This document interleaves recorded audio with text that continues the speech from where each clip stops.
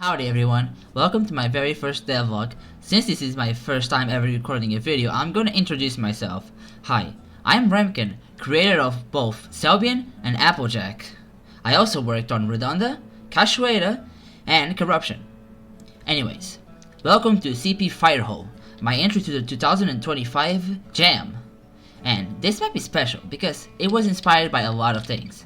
First most being the Wild West team. TF2 is not set in the Wild West, but it has very similar feelings that I wanted to experiment with. The second being that this is a reimagining of a scrapped map called Hunted.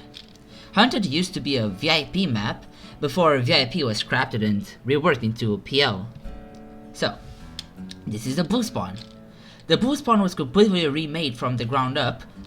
Besides this room is kinda similar to the original. Anyways, this is the first area. The first area is also very similar to Hunted. I really like how Hunted starts, but I don't really like how it develops. So, this is how I tried to fix it. First most, this building. The exterior is pretty much the same, but the interior was completely remade from the ground up. Simplifying things is there's a wonderful job. It's a wonderful job in the TF2 gameplay sense. Anyways, down here, it brings you to another path. You can go in this corridor, which is kind of spammed. It's like a big choke. Or you can go up here. Now this part is completely unique.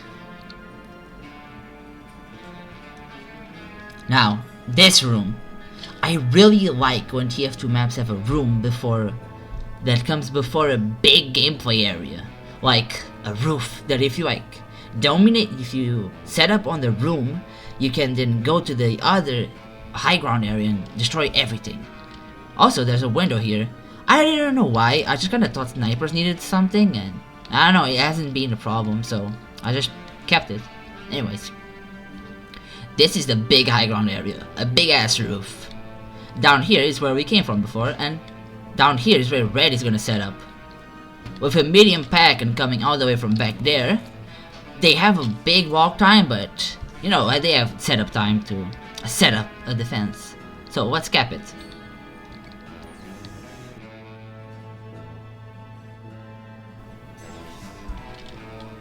After A, everything is pretty much original. Also, blue now spawns here. Just a little forward spawn for them to have for B and C. So, moving on. I really like this room, to be honest. It's probably my favorite room. It's not the best, but like, I don't know, I just really like how open but like enclosed it is. And verticality is also a big aspect. Anyways, B point is here, but if you can realize, it's not really, you know, a good entrance coming from here. So I'm gonna show you the better one.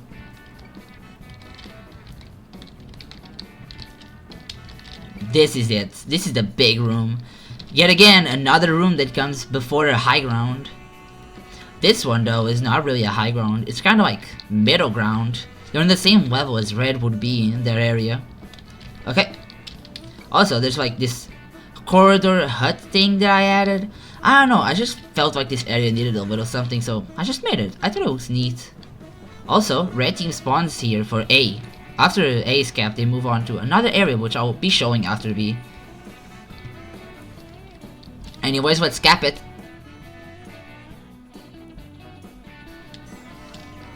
Okay, another something.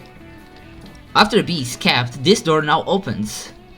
The theory behind it was like, if people are here defending their blue teammates capturing the points, when this door opens, they can like push in and then come with the other